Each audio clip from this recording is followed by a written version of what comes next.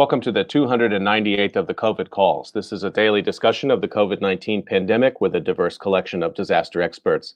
My name is Scott Gabriel Knowles. I'm a historian of disasters at the Korea Advanced Institute of Science and Technology. I'm coming to you live from Daejeon, South Korea. Today, I welcome Wired magazine writer Adam Rogers back to COVID calls. Just a reminder, you can usually catch COVID calls live on weekdays at 5:30 p.m. Eastern Time. Just go to the COVID Calls YouTube channel to watch. You can hear COVID Calls anytime, recorded as podcasts on Spotify, iTunes, Podbean, or anywhere you get podcasts. You can also keep up with COVID Calls via Twitter using the handle @US of Disaster or @COVID Calls. Please help spread the word and send suggestions for future guests and future topics. Please feel free to suggest yourself as a future guest.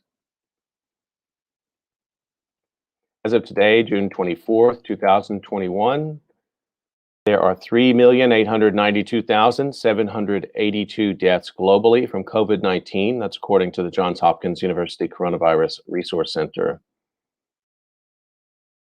Brazil reports 507,109 deaths from COVID-19, and right now India is reporting 391,981 deaths from COVID-19 officially, though there is grave concern that that number is far too low.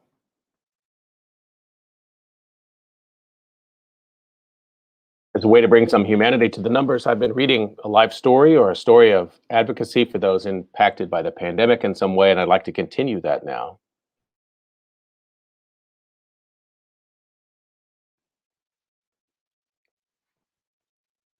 This is the obituary of Rajendra Kapila.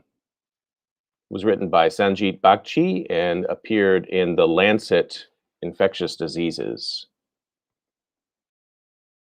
It's in the issue which is coming out next month.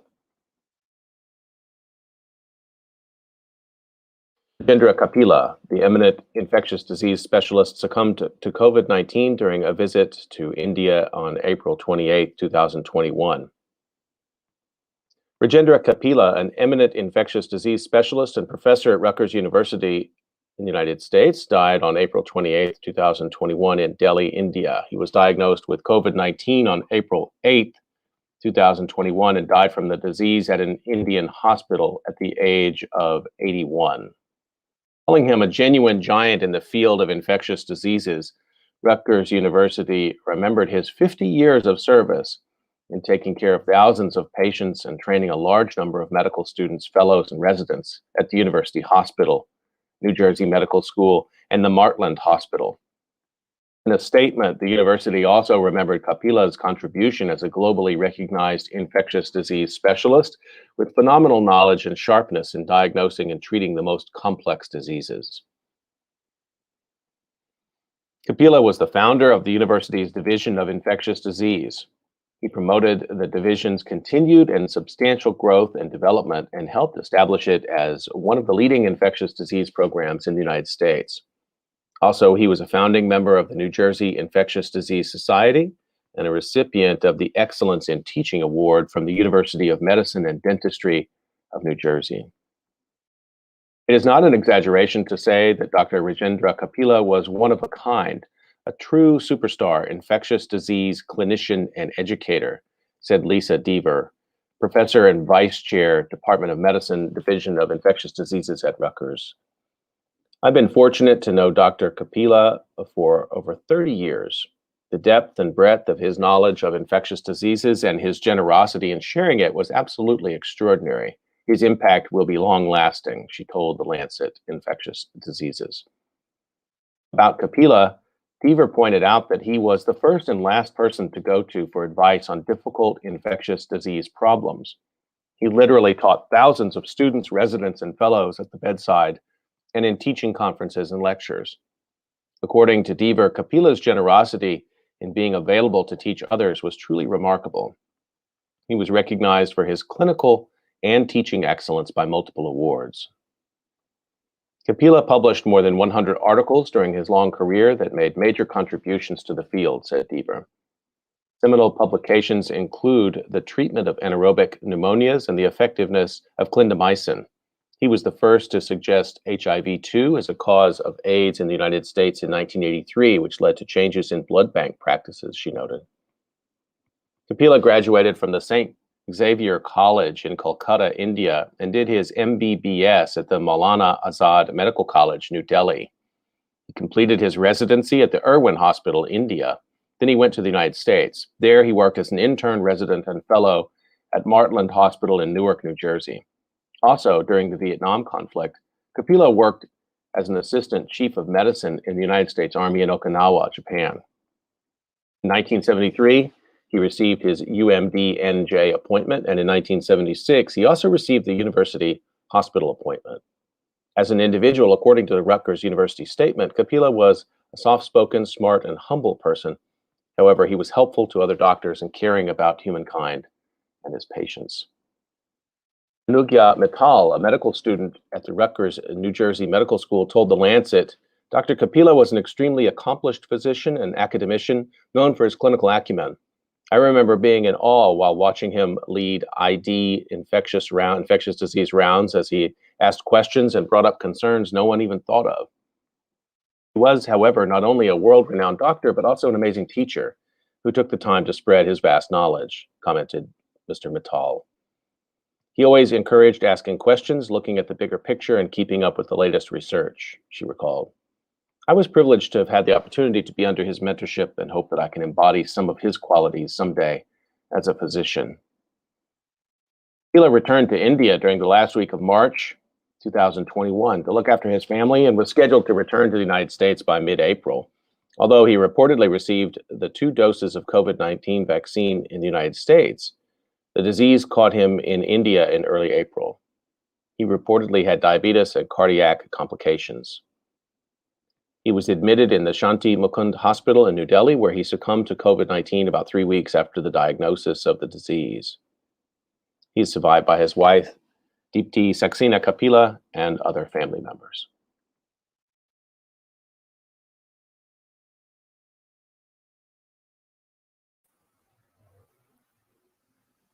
Okay, I'd like to turn to the conversation for today, and I'm really happy to bring Adam Rogers back to COVID Calls. Let me introduce him.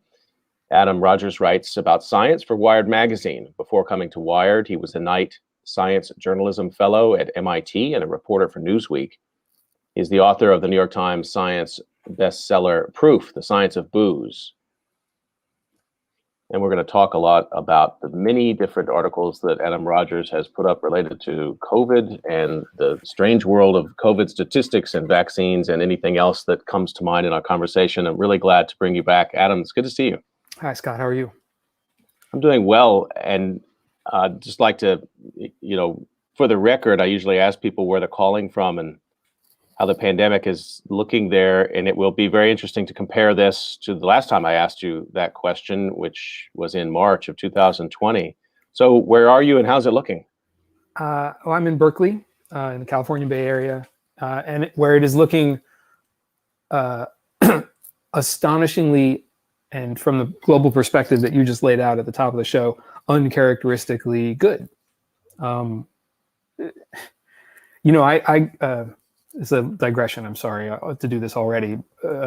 I grew up in Los Angeles, and I lived in the Northeast on the Acela corridor in the United States, in Boston and Washington and in New York for about a decade, and then came back to California. And the thing that Californians and people who think about cities and policy in the United States often will argue about is whether California is a place that presages the future of the rest of the country, or whether it's sui generis, whether it's just so weird that you can't really draw any conclusions about the rest of the United States from what happens in California. And here we are again. Like there's in San Francisco, in the Bay Area, the vaccination rate is like pushing up against 70% for like both doses. If you get one of those, the numbers of cases and deaths are very, very, very low. The people are still, despite that, many wearing masks when they're indoors in public places around other people, and not yelling at each other when they do that. It just, it's. I feel kind of spoiled. I have a one of my children is under 12, will turn 12 this summer, and so hasn't got vaccinated yet. And I'm keenly aware that it's safer for my kid to be around in where we live now than to travel anywhere else, even in most parts of California. So on the one hand, it's terrific, but I can hear how different it is in other places. In other places in my own state, much less. In the rest of the country, much less. In the rest of the world. I think it's not a digression. I think it's a really interesting topic, and I'm glad you brought it up, because when we talked last time, you were describing a situation of lockdown there that much of the country had not entered. That some parts of the country wouldn't enter until much later in the spring, if at all. Unfortunately, some governors decided never to do it. But you were really giving a sort of a postcard from the future for many of us when we talked. And so I think it is a great question. And to put it in that perspective, I don't know, does it sharpen the question at all? For sure. And California was one of the first places, the Bay Area was one of the first places in California to say, close it down. People need to go home. And did we figure out the way to do that the most safely and the healthiest for everybody, and the way that accounted for the inequalities that the pandemic has revealed in the United States and the rest of the world? I mean, obviously, like, it wasn't perfect by any stretch, but I remember reporting about this at the time. Every study of previous pandemics and previous outbreaks said the earlier and the harder you close, the sooner and the better you can open. The fewer economic consequences you suffer, the sooner you collapse the disease, maybe the less you have to deal with the opening too soon, and then you get another wave, and then you have to close again. I mean, you remember the same paper I do, where we first got to see the wave, the waveforms, the sine wave of outbreak, collapse, outbreak, and so to that extent, it feels like that has happened here. It feels like that closing early and trying to do it hardcore was the right decision. We made decisions state by state, and then at a federal level throughout 2020 that where somehow it seemed plausible in a way that I still find, because of my own predilections in politics, shocking, to say, well, sure, hundreds of thousands of people are dying, but what about commerce? Yeah. And the thing that was the thing that still astonishes me, and I suppose continues to astonish me, is not that was even seen as parallel, but that it was a false choice anyway. That you could actually that you would do better by an economy by taking more aggressive, more proactive public health measures. Some of the most aggressive versions of that kind of discussion, even I remember, like back in May, where they would wheel out some statistics to say, see, if the economy shrinks by this amount, this number of people will also die. So you're actually not accounting for that. And just like you, I thought, wow, what a classic sort of false choice kind of thing. So we actually literally have to sacrifice the lives of these people so we don't lose their lives on the other side of the equation if we shut the factory down for 2 months. It was some Moloch stuff for a while there. Totally.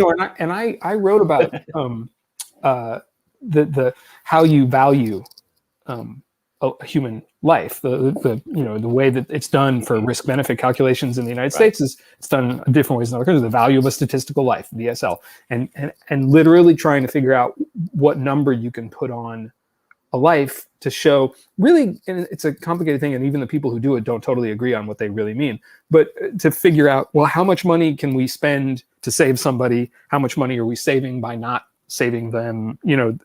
These really, they seem really cynical calculations, but I understand the premise, at least. I understand the notion that if you're going to make policy, you have to make some decisions based on some stuff. And what you're really trying to do is use these numbers to figure out what your values are, what your capital V values are, I guess, as a society. And you have to have a way to do that. And there are a bunch of different ways that you can do those calculations. But even if you're the most cold-hearted, green eye shade accountant policymaker, there were still, at the same time as these decisions being made, there were still calculations that said that this is going to cost the pandemic's going to cost $16 trillion in the United States. So anything that keeps it from costing $16 trillion is worth it, and that wasn't, that wasn't enough to change things in some parts for some politicians, some policymakers, some parts of the country. And some of that, I think, is that they thought that it was only those people over there who were dying or who were getting sick. Right. It became very easy to racialize this and to see that it was a disease, a pandemic of people of lower socioeconomic status, and a pandemic of people who weren't white, and a pandemic of people who lived in blue cities, and the policy got made there. And even in the Bay Area, even in California, where things broadly seem like they're actually doing okay, still it was the few remaining places where there are people of color in San Francisco that got hit the hardest. It was still the lower socioeconomic, the people of lower socioeconomic status that got hit the hardest, even here. We really told on ourselves in a sense of how quickly that discussion moved towards, again, a sort of false binary of deciding, between life or economic health. And I was thinking, even as you were talking, that there's good sort of historical analogies to reach for. They're not that far away. September 11 Victims Compensation Fund, for example. I mean, if that was the philosophy, it's like, look, the overriding imperative is we have to keep the economy going or everyone's going to suffer for a generation. We're sorry that's the case. And we're going to come up with a structure so that we'll actually compensate people and families if this state policy actually results in death. It's not like we have never thought about ways to do that. I mean, Ken Feinberg has become a sort of, kind of the headline always, as a guy who's sort of shown how you can do this in a public. Not everybody agrees that the answers he comes to are correct or even morally defensible, but there they are. But no, it stopped before we got to that level of discussion of justice. And the thing that I'm actually kind of hopeful about this part of it. Maybe this is my own naivete speaking, but when you'd have this conversation and say, well, look, we spend this much money and we save this many lives, or we don't save that many lives, and people would say, oh, look, 30,000 people die every year on American roads, and we think that's okay. And so, we don't spend more money. We don't, put speed governors on cars. We don't have automated speed tracking. We don't put in more safety measures. We don't regulate the size of the new 2.5 ton crossover SUVs so that they can see kids in front of them, all that. We don't do any of those things. So why should we do it? And, my reaction's like, yeah, we should do those too. I know. I'm always the guy in the back who's like, but wait, I'm actually for that too. Yeah, that'd be a good idea. And in fact, the only reason that there are safety measures on highways and in cars is that back then Eisenhower made a public health, or I think Eisenhower, do I have that right? I remember that, made a public health case then for, seatbelts and guardrails and all that kind of stuff. Like it was a public health argument at that point too. And and somehow we're like, well, you can't, surely you can't privilege public health over. I'm like, well, can we talk about that? Maybe we should talk about it. Yeah, those of us who grew up riding around with no seatbelt on in the back seat of a car with a person driving who was smoking in a car, it was like, yeah, the world has changed. It's possible, but pitting, common sense. I think what you and I are describing as common sense public health measures against economic performance is one way also into sort of exploring the weird federalism which has come to light throughout this entire process too. And what I mean by that is like the story after story comparing Florida and California, just to come back to this. It's like, yeah, see, like COVID has once again showed us the unique, genius of the founders and the creating of, federalism as a structure where the laboratory of democracy is at. And I'll go down the road with you on those discussions. But we have to take an honest look at how states have actually handled it. So I sort of wonder what you think about the Florida v. California comparisons, because some people do that as a proxy. They're like, see, this is like Gavin Newsom versus Ron DeSantis. This is like a future governor, governors, future presidential aspirants. So let's look at these two states, and that'll tell us actually which America is the America that we should follow. And they took very different approaches to lockdown, for example. Right. My understanding is that the raw numbers are more in California's favor. I may not have seen them in the last whatever little while. Unless they've changed in the last 2 weeks, it's it's on California's side. And yeah. And I mean, Miami's about to be underwater, and they're not really doing much about that either. Whereas I suppose California could use some of that water, and maybe California does. Like, I'm just thinking about the other kind of public health, public policy, commerce decision kinds of things that both states do. How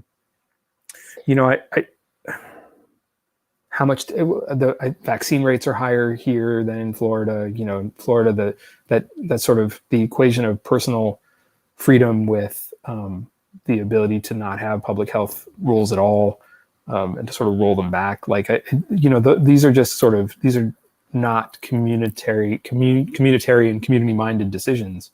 And if the comparison at the end is like whose tourism came back soonest, like which Disney facility opened first, that's sort of a weird metric. That's not the first metric I would go to. And I don't know. But it really, to me, sharpens and to kind of get into an area you do a lot of reporting on. A lot of times people have seemed to want to have that discussion based in a sort of statistical discussion. Like, let's get the data and we'll actually tell you which was the best public policy to follow. Lockdown for many months with intermittent openings and re-lockdown while we're following public health data, or the DeSantis model, which is we were not going to lock down. We will lock down strategically a couple of different kinds of settings, like, for example, nursing home. But mostly the imperative is we got to stay open because the ideological commitment is really strong. And I worry about that slippage from things that you can maybe prove with data, to things that you absolutely should not try to prove with data, which is the content of people's ideology and commitment to unprovable things. Well, also, it's possible to imagine some counterfactuals here where you could say, were there other things to do besides a total lockdown? Yes. But did anybody do the science to figure out which of those things we should do? No. They didn't let that happen either. So if you say to me, like, here's the thing that would have been cool to test if this was ethical or possible to do, it would have been cool to test total lockdown of congregate living settings, and total lockdown of hospitals, and heavily enforced OSHA type rules for ventilation and masks and PPEs and real PPEs. Like, everybody gets N95s, and in places where like the sort of classic meatpacking plant scenario, places that are cold and dry, and people are working in close quarters, everybody gets PPEs. And like, also we're going to close schools for a while, and then we're going to reopen in some kind of staged way. Like, I'm making this up, right? But like, okay, that, like, California kept supermarkets open and everybody had to wear a mask in them. And I don't think any of them were super spreading events. Now maybe the people who worked there, because they're the ones who were most vulnerable as people were coming in and out. Like, okay, we should have given them like respirators, maybe, and put in air purifier. Like, maybe there was a way to do it, but we didn't try it. Nobody tested any of those things. There weren't, and I don't know if it would be even possible to A/B test that sort of stuff, but that's not what we did. Similarly, we also didn't do like super hardcore 6-week, everything closes for 6 weeks. As soon as we have community spread, everybody stays home for 6 weeks and we just pay for everything. We're going to spend 6 weeks and nobody pays rent. Nobody pays mortgages. Nobody has to work. We're going to deliver food. Everybody's going to have all the food and water they need. We're not going to turn off anybody's power, but for 6 weeks, you just have to stay home, everybody. Just stay home. We didn't try that either. So it was like, are these even half measures? I don't even know what the fraction is of these measures to figure out who did the public policy right here, because nobody was doing those policy evaluations. And to the extent that the criticisms that are getting leveled now, I think many of them rightly, against the CDC, for example, which like made mistakes and also wasn't allowed to do things that it used to be able to do. That is a complicated situation. Like, those would have been things you wanted to hear. But instead, my family was expected to make decisions about our own personal risk. Right. And I was probably better informed than most Americans by dint of my job. Doesn't mean I knew everything. Doesn't mean I was right about everything. But that terrified me every day. That terrified me. Just a quick reminder, you're listening to COVID Calls. I'm talking to Adam Rogers, writer for Wired Magazine, and that we got off and running here fast. And I really appreciate that and was looking forward to that aspect of talking to you. I wanted to circle back to something which I've been asking guests who are based in North America if they wouldn't mind sharing their strongest memory of association over the last 17 months. And particularly as a person who, I mean, you're helping shape the narrative in your reporting. I think you are keenly attuned to the many different acts of the pandemic. So maybe there's not just one, but I'm interested to ask you this question and just remind you that we talked last on March 22nd, 2020.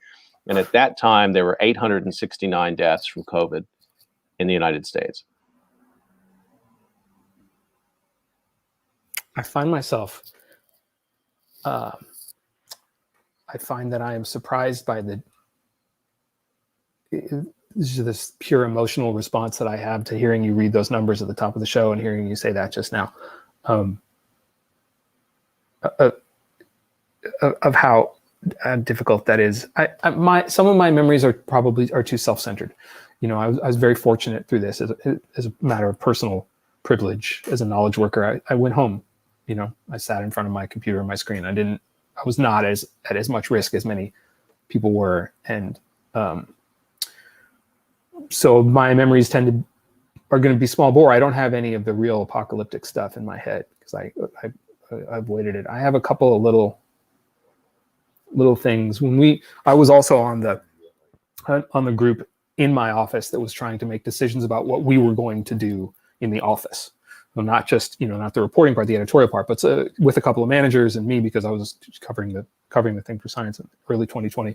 And so, we had the meeting where I finally said, I am sorry to sound like the character in the movies that all of us go see all the time, who always says this kind of thing, but you need to send everybody home.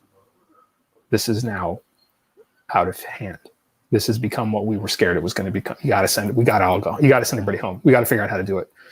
And, we were in office at that point that still most of the print magazine was still produced on paper that got passed around to people. Proofs got passed around from editor to editor, marked up. And like nobody knew how to not do that yet. We just sort of didn't have the very granular basic ways to like put out, to make the product that my organization makes, I'm that one I feel pretty keenly. That, and then the moment when we left, when I packed up my stuff and looked around, my office where I've worked. I've been at Wired for 18 years. So it's more than half of my professional life. And, and I looked around that office and at that moment thought, we're never coming back. We're just never. That's it. This was it. This was the thing that we have been scared of and warning about for 20 years. People on my desk, whichever desk that was, we've been saying, also, by the way, we got to worry about a pandemic. And now, like, here we are in it. And that, those moments were big for me because they represent, I think, the transition into a change. Because so much of that, people talk about how time became so strange for all of us and how it was hard to remember things, and because then it became so homogenous for me. The work, I remember the articles, but like I don't remember any of the context or any of the things that happened. Somebody asked me earlier today what other important scientific breakthroughs, discoveries, what other science happened in 2020. It's like, I don't remember. This is my, it's my professional, and I'm like, it's just sludge in my head because all it is just like fear, generalized risk, and then, and following the numbers and watching the Johns Hopkins dashboard numbers climb. Do you have some kind of, thank you for sharing that memory of being in the space and it's interesting you reached for a sort of cinematic metaphor, because I think that's what a lot of us had to reach for at that moment, and to try to build some narrative structure out of something which to me was horrifying. Do you have a similar kind of association with reentry, or are you even there yet? We've been working on what our process is going to be to come back to the office, like so many other places are. I think, but these are prosaic. I feel bad about how prosaic these memories and moments are for me. I always think that when people say like, it was like a movie, that's actually a very distancing thing. It makes me uncomfortable. I mean, and I'm a big science fiction fan, and I love movies, and grew up going to them all the time and stuff. So, but when I was like, it was like being in a movie. Like, no, the movies were like being in this. This is the thing. They were actually right about how this was going to feel. You know, so like my moment getting my vaccination shot, like, and knowing that it was some super high tech, brand new technology that they've been working for 30 years. They finally got it to work, and it was this thing that worked way better than anybody was expected it would, and that they developed it, at warp speed, that they actually use that metaphor right. Like, I was like, that's amazing that happened. That's the I was doing a thing on among the dumb recurring jokes I do on social media. One of them was like today's most cyberpunk moment, because it was stuff like what the Hong Kong protests looked like before that came to where they're at now. Right. And the thing of like, I just got in my shoulder an injection of like a genetically engineered, encapsulated in with synthetic bases in the mRNA, encapsulated in a nanolipid bubble. And for me, because I'm just old enough, got that shot right below my smallpox vaccination scar. And thought, well, that's like that world. Paolo Bacigalupi, the science fiction writer, who's mostly written about a climatically apocalyptic world. But in his worlds, in his books, there's still a lot of real incredible technologies, amazing futuristic stuff. And I asked him about that once, and he said, "Oh, we'll always be clever monkeys." Well, the monkeys will always stay clever. It just doesn't guarantee we'll get out of this okay.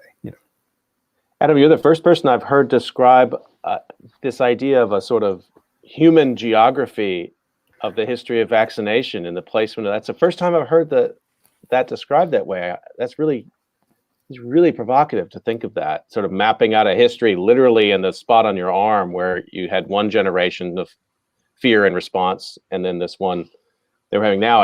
And I really appreciate that juxtaposition too, where what we were describing earlier, really the depths of cravenness and the degree to which misery can be weaponized for political gain, alongside this other experience, which I think we have to be honest about, which is just astounding, what can be accomplished to save lives, millions of lives, ultimately, probably. And it wasn't a 1 year. It was, like you said, it was a longer path than people realized, but the fact that it could come to fruition so quickly, I think we've got to spend a lot more time just sort of appreciating how that process came about as well. And that's something you've been writing about.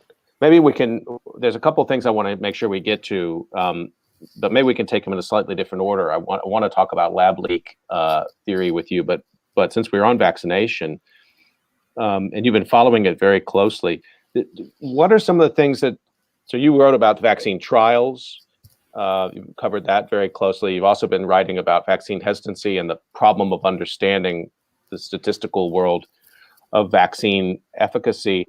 I don't know, let's talk about some of these things, maybe pick up anywhere you'd like, in terms of, what's been taking up your mental space on trying to explain the world of mRNA and COVID vax.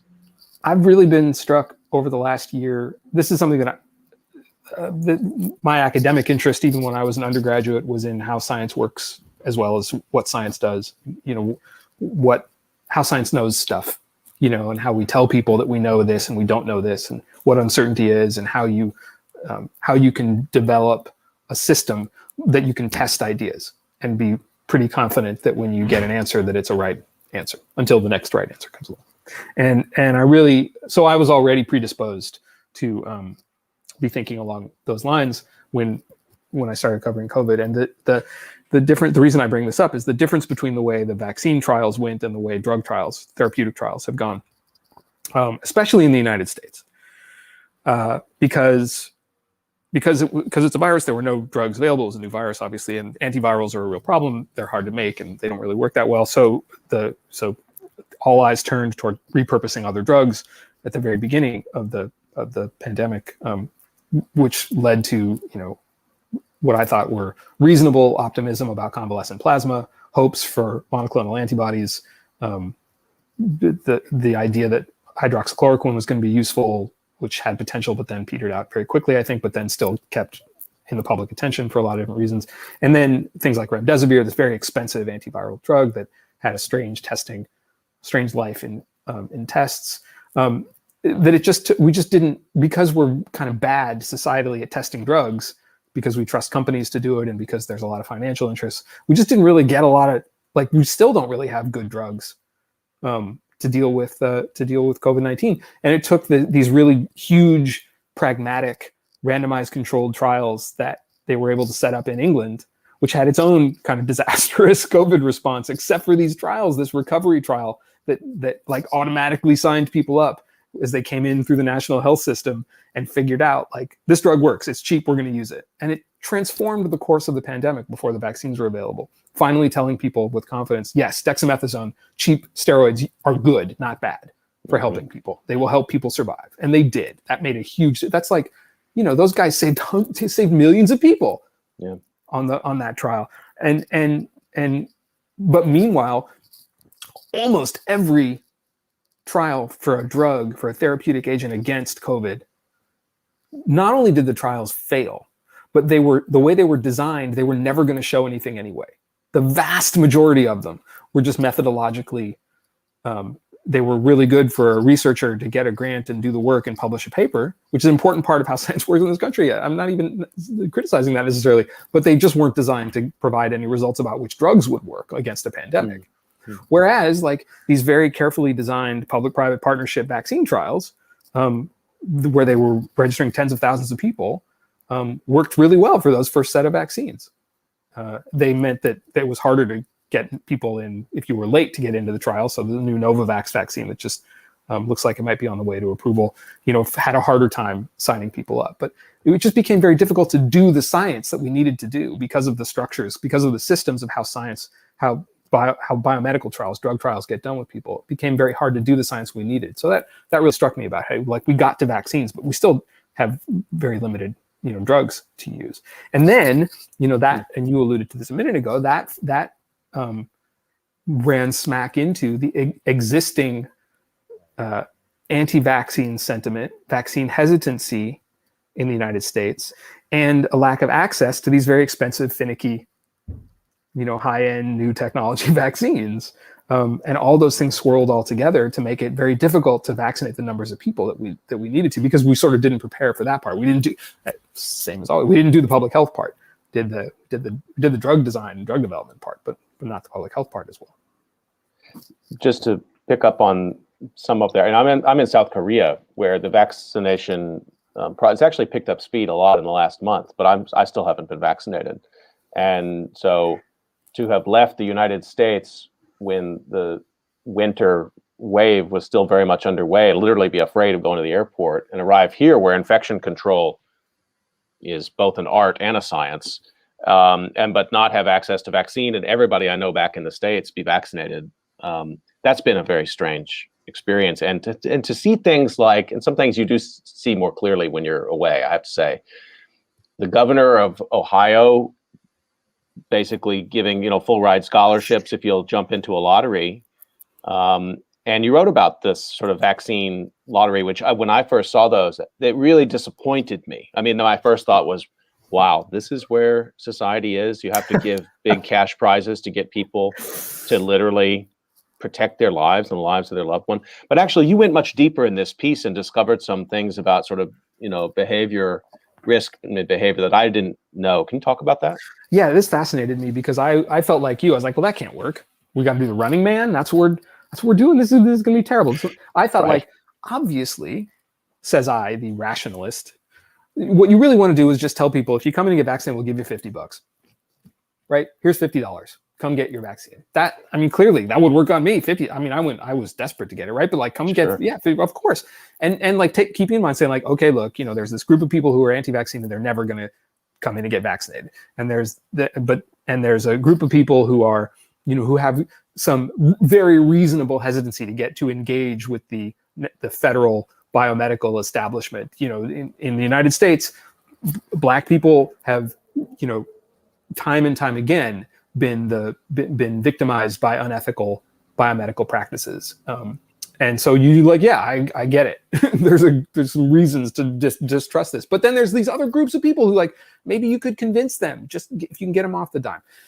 And it turns out that in behavioral economics, they've been thinking about this kind of problem a lot, is how do you get people to do a thing that's good societally that you want them to do from a policy reason, but they just kind of won't because it's a little bit of a pain in the tuchus, essentially. And and it turns out that there's a famous book called Nudge. There's a new edition of it coming out this summer by Richard Thaler, Nobel Prize winning economist, and Cass Sunstein, who now works for the Biden administration. And they said like, look, if you just make it sort of easy and make it fun and remind people in kind of the most useful and interesting ways, that will move them toward doing the policy thing that you want them to do. And so I talked to Thaler about this, and he said, like, this is the make it fun thing. People, a hyper rationalist University of Chicago economist would never buy a lottery ticket because it's not even worth the paper it's printed on. But people, normal humans, overvalue that ticket because of the possibility of a life-changing prize at the other end of it.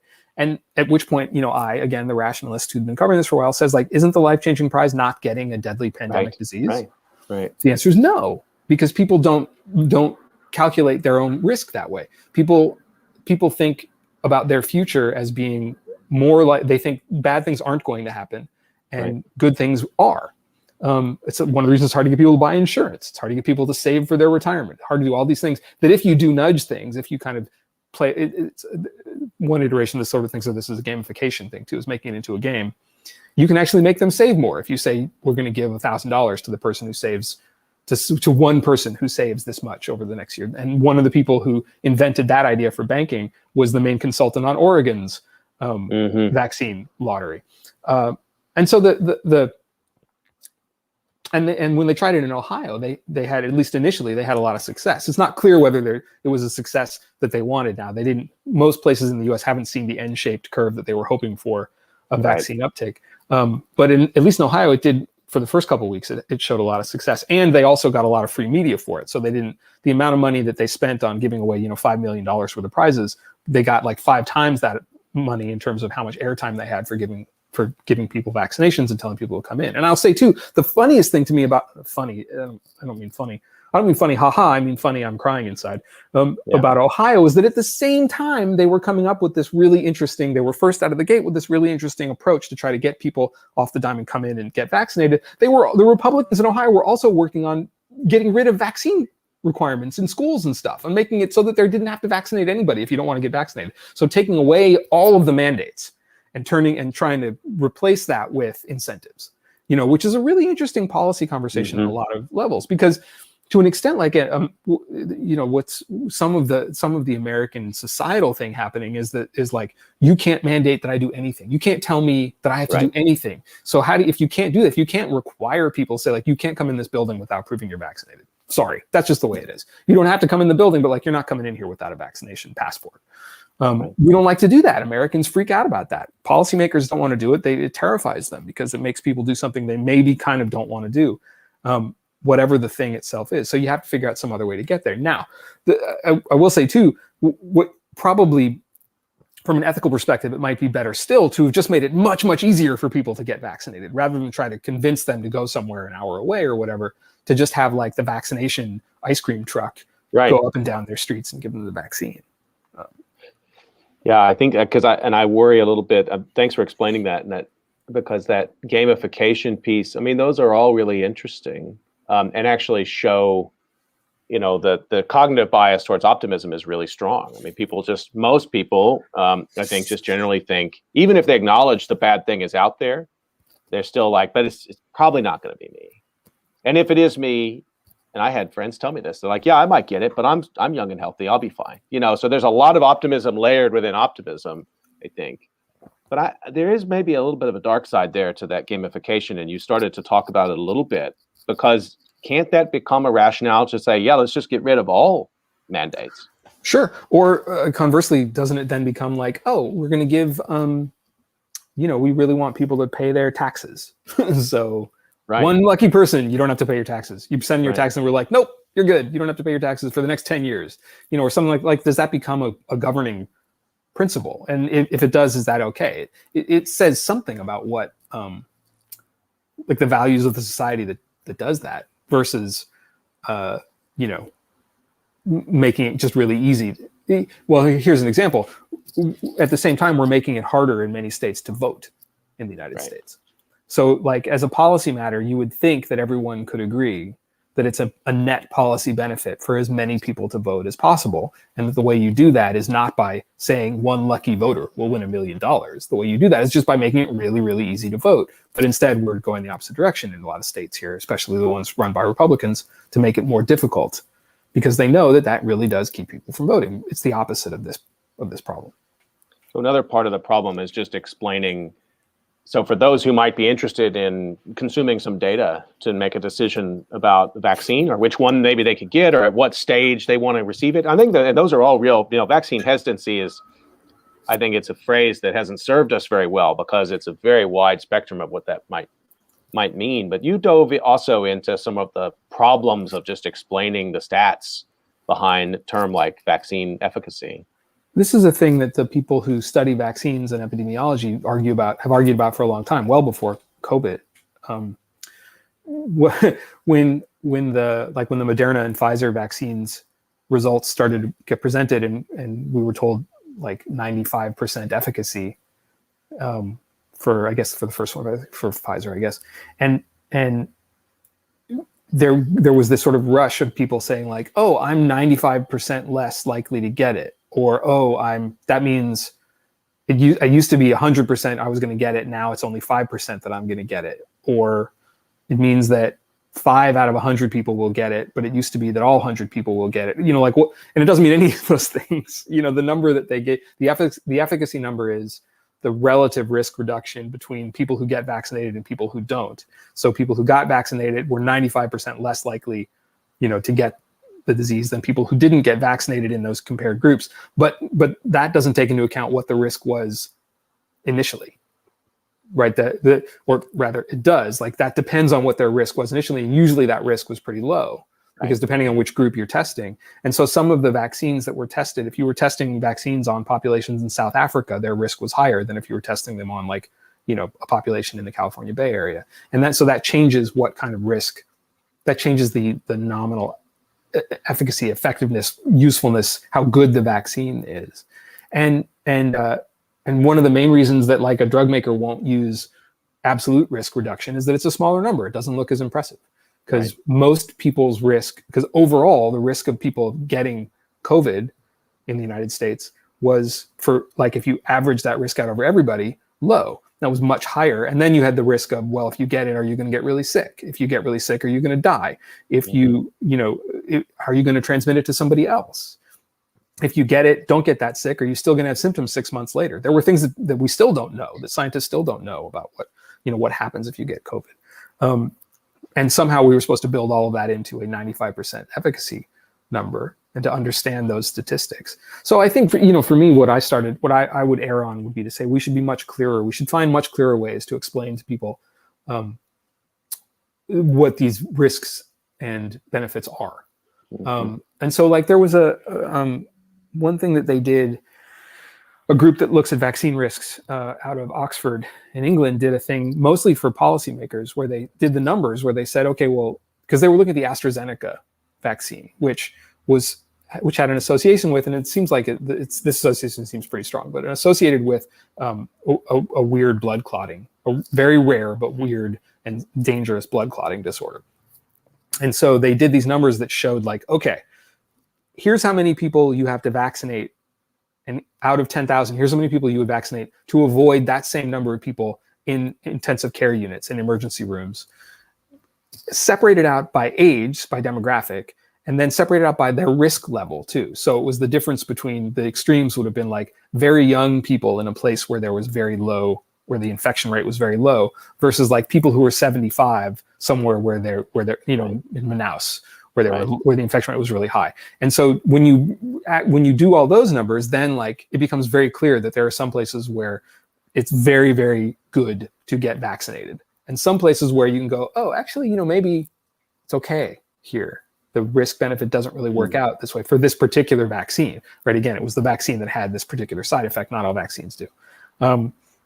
but then we also ask, individuals to make that decision for themselves somehow instead of Right. giving them the recommendation. And that's really that's super hard, because that also gets at the individual person's values as well. Because if you tell them like your risk is very low, and even if you get sick, your risk of getting very sick or dying is really, really low. And that person, for some people, they'll say like, well, great, then I'm not going to get vaccinated. And you say, oh, no, wait, sorry, I didn't, but I should have said, even if that's true, you can still infect other people. Right. And then, okay, well, what then does that person say next? Does that person then say, oh, yeah, well, good point. That'd be terrible. I don't want to do that. Or like, yes, I have an immune compromised person in my household, so I should do that. Or do they say, not my table?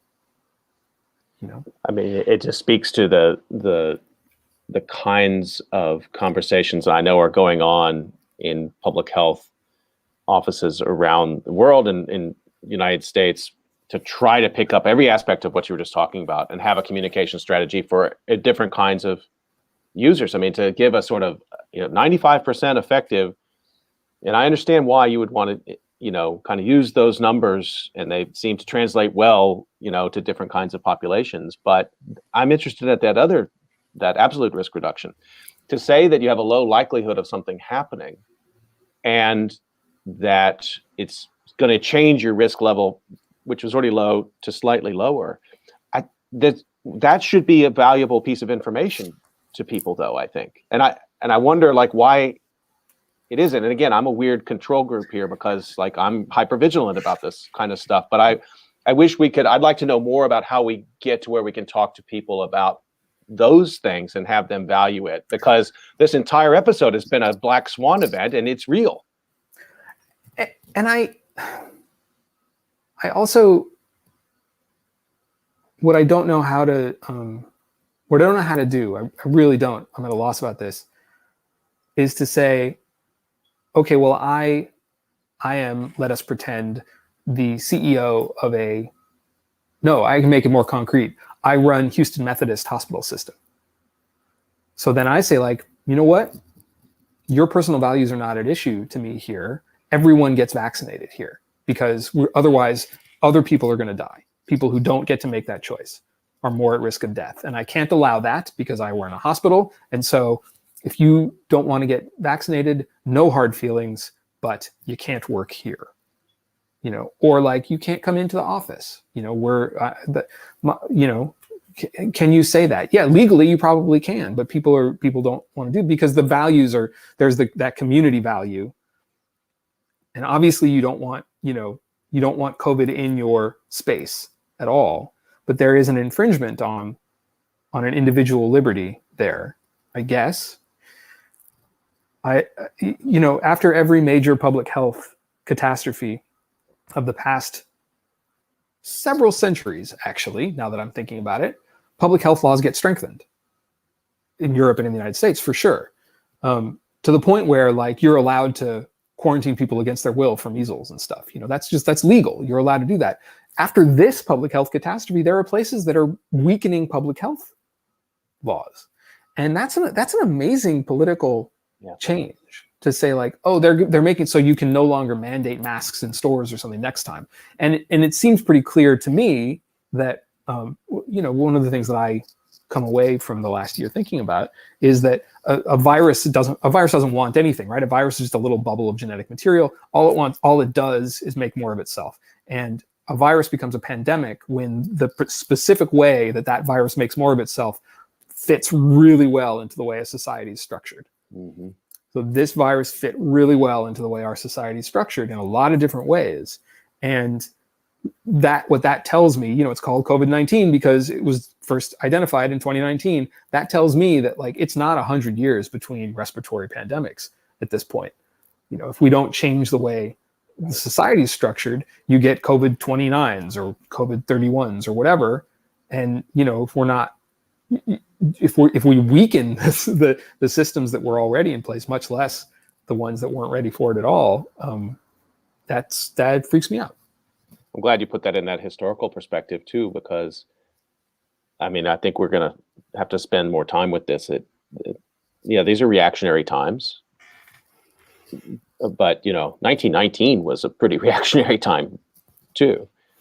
And the polio era was the height of the Cold War. I mean, like we've seen pandemics, we've seen epidemics become pandemics in times in which there were serious societal fractures and plenty of racism and craven politicians. This isn't the first time we've seen that, but somehow this time it's resulting, as you said, in many politicians doubling and tripling down and saying, not only are we going to remove the things that we know save lives, I'm going to run for president based on that. I don't know if we've seen that.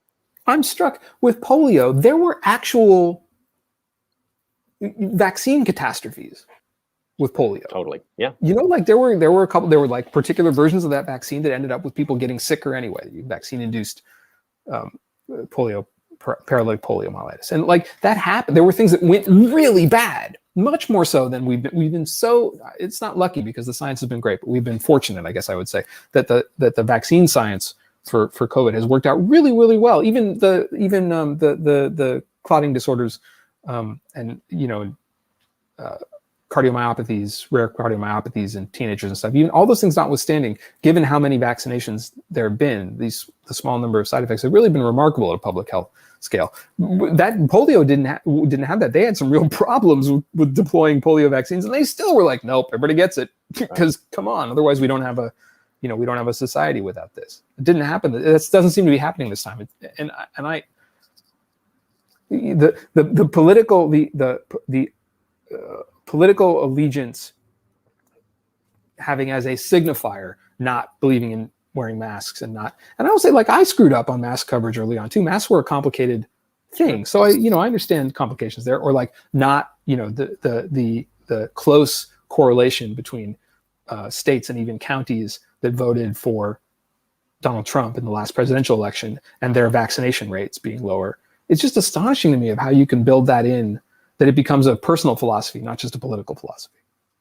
Just a quick reminder that you're listening to COVID Calls. I'm talking to Wired Magazine reporter Adam Rogers today, and we're almost up on time. I don't know how much more time you have, Adam. I did want to talk about lab leak theory. Are you okay to stick around? Yeah, no, let's do it. Unless as soon as I become boring, you should shuffle me off. Are you kidding?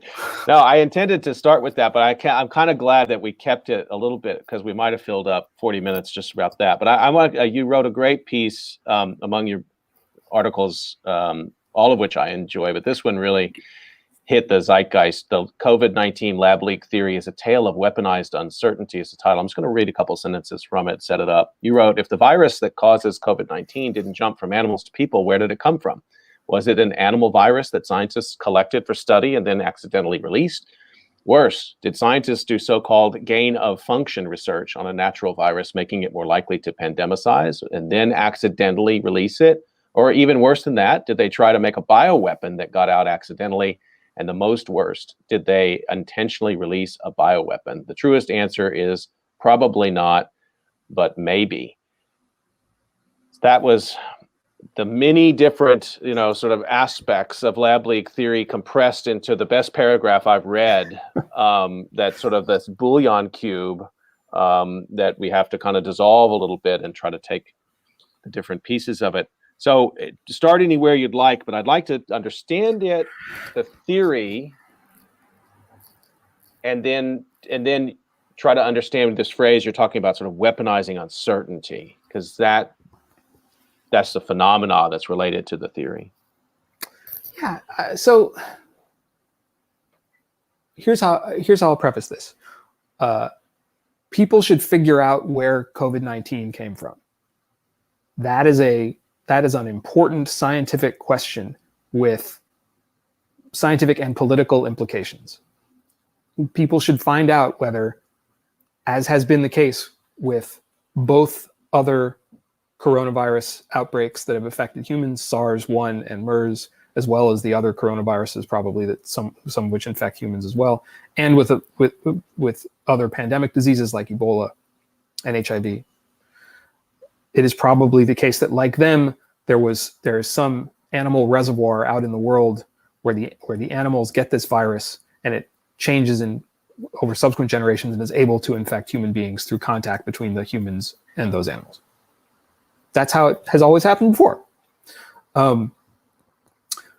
But Wuhan, the city in China where COVID-19 was first identified, also has an institute of virology that studies these exact kind of viruses because a lot of them exist in the wild in China, and because there are contact between the wild and human beings in China. That is either a coincidence or a scary thing that makes you go, well, okay, we should look into that. Did something happen at that lab?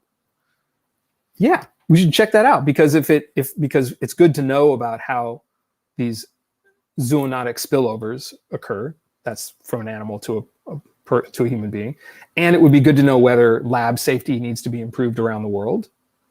And it would be good to know whether something really bad happened at that lab in China. Okay. But it's really hard to find that out for a lot of different reasons. It's really hard to take serological samples from all of the horseshoe bats in Asia, and probably kind of dangerous too. You maybe don't want to do that.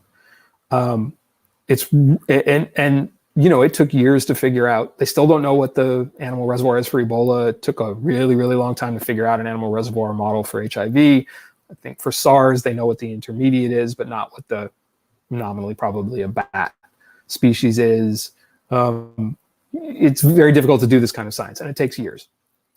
It's even harder to try to figure out whether this is a virus that spent any time living in a lab before it got out into a human population. You could hope, for example, that there is a serological library of timed samples of everybody who worked at the Wuhan Institute of Virology that you could then look at and see if you could find antibodies to SARS-CoV-2 as we understand it today. Now, there could also be cross-reactivity to other coronaviruses, which they were also studying in that lab. So that wouldn't be certain, but it would be interesting. You could do timed serology with every hospital in Wuhan, let's say, and try to figure out, like, oh, okay, well, were hospitals seeing cases before this? Like, there's some intelligence that says it's, and nobody really knows if this even really happened, but there's some intelligence that says a few researchers who worked at the Wuhan Institute of Virology got so sick with something that had coronavirus-like symptoms that they had to go to the hospital. That's a little bit weird, because people go to the hospital rather than their individual doctors, as we sometimes do in the United States. You go to the hospital for treatment at different levels of symptomatology, plus they were studying other things, plus I'm shocked to hear that people got sick during flu season, in a place of work. So it's hard to know what to make of that. But yeah, you should follow that up, sure. Or follow up the people who got sick from the cave where they were studying bat virus or something, figure out so you could try to figure out what the molecular biological distance is, the evolutionary distance is between the early samples and the ones that now have been just recently in a paper reconstructed, that were deleted from a gene bank. Sequences, to see if they're intermediate between the generations between a distant relative of a bat virus and the virus that we see in human beings. You could try to do the epidemiology, I suppose, of people who were the original cases, the index cases in Wuhan. That's super hard, because first, Wuhan is a mega city and has like giant train stations and a lot of highways and an international airport. And people transmit this disease asymptomatically. People will transmit the disease to each other potentially without showing any symptoms, or before they start showing symptoms. Right. So it may be that somebody had contact and never even knew, or transmitted the disease without ever knowing that they were sick. So it just makes the scientific questions very, very hard to answer. Right. There is uncertainty built in. Okay.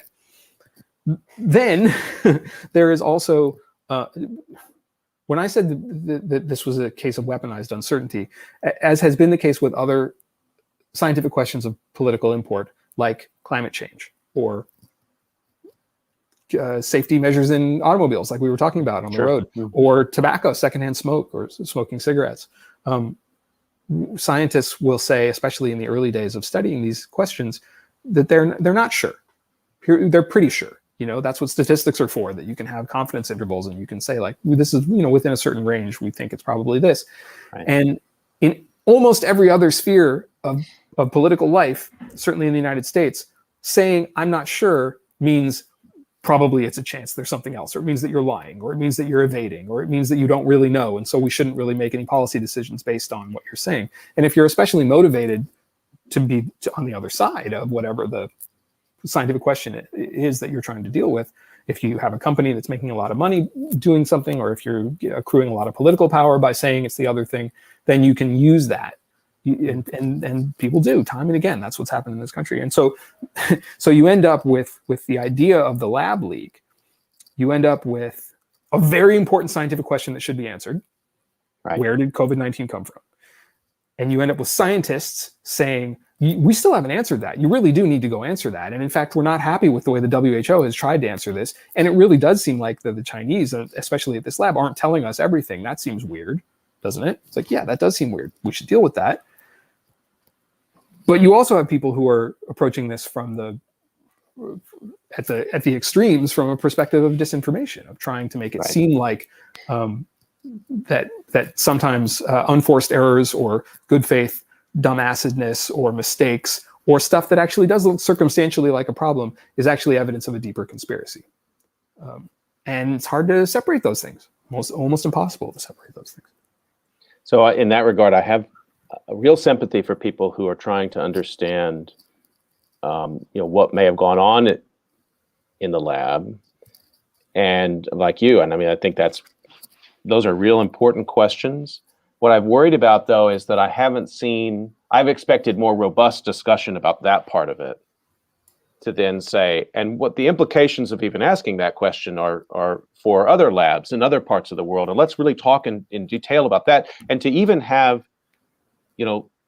lab leak theory on the front page of newspapers for months, where serious people are really trying to dive into it, and to see that, to hear more about the benefits of that, because the risks are the ones that you just played out, which is that people who are cynical are going to use that, just as they used with climate change uncertainty, as a way to see scientists disagree, and until they agree, we're not going to do anything.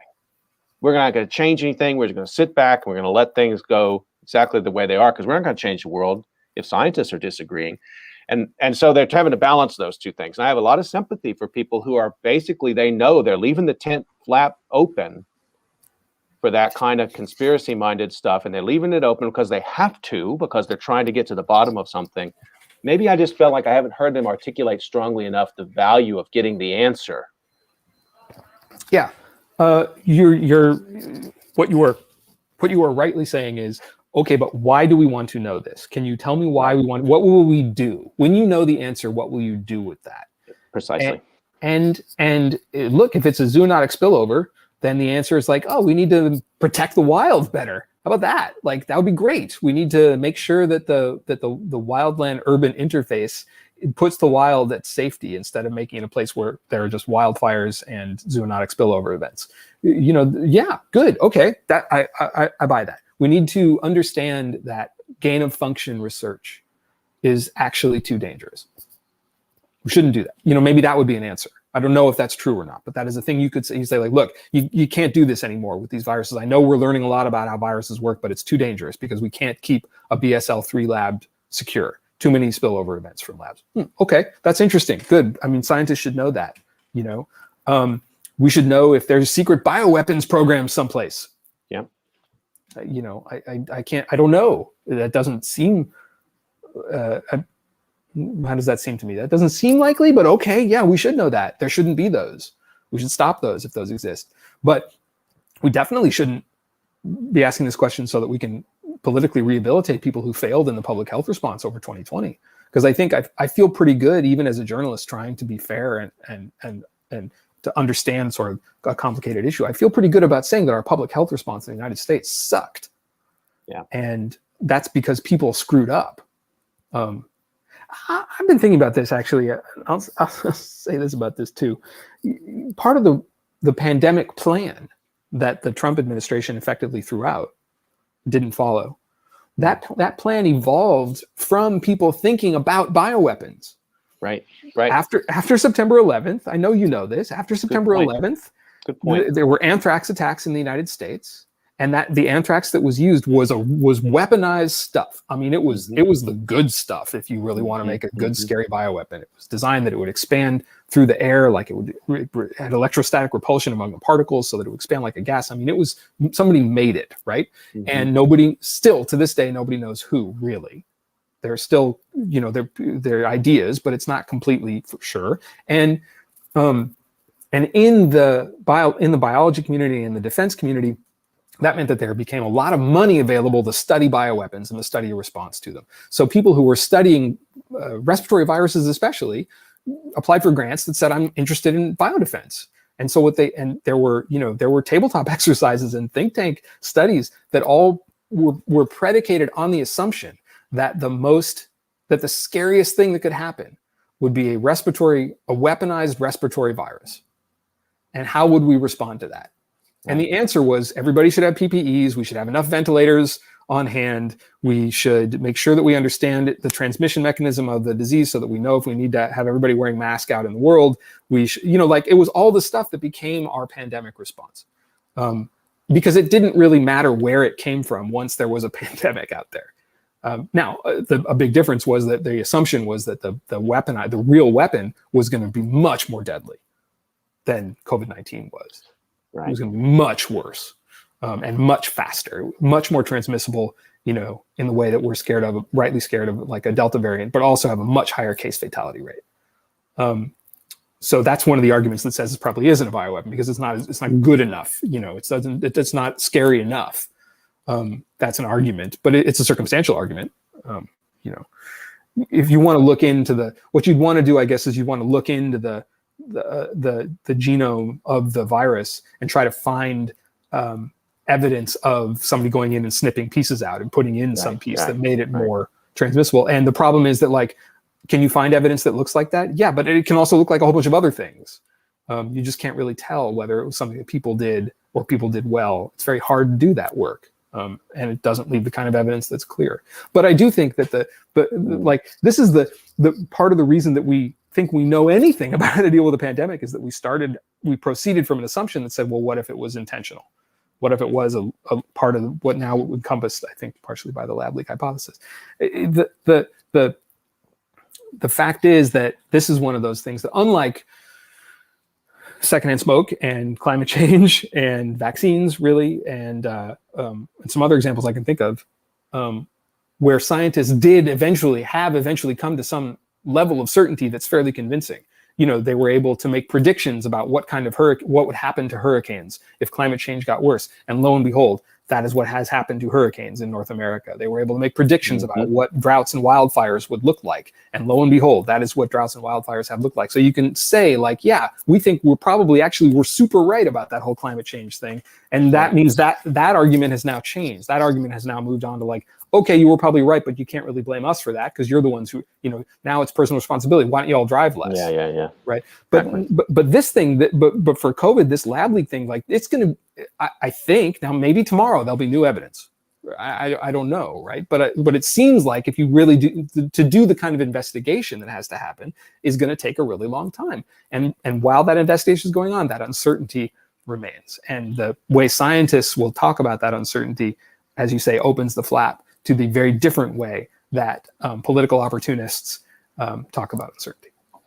Well, and I think once again, it sort of underlines what we've been talking about throughout this entire conversation is the really high stakes for science communication and the ability for science communicators, scientists and science adjacent people, like yourself and myself, to try to lay these things out in a way that people actually see that those stakes are really high, but that they may be ultimately worth it.